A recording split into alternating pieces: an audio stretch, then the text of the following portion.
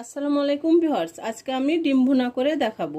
এখানে আমি 6টা ডিম নিয়েছি। ডিমগুলোকে আমি ভালোভাবে লবণ আর পানি দিয়ে আমি সিদ্ধ করে নিয়েছি। এবার আমি ডিমগুলোর খোসা ছাড়িয়ে নেব।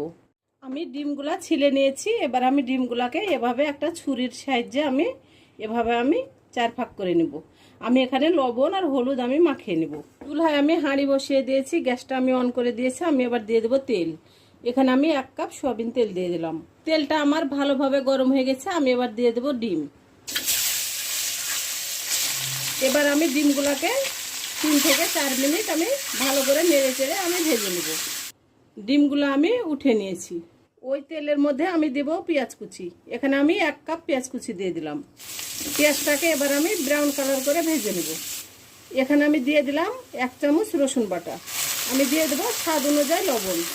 এবার আমি এটাকে 20 থেকে 25 সেকেন্ড আমি ভালো করে ভেজে নেব। আমি এবার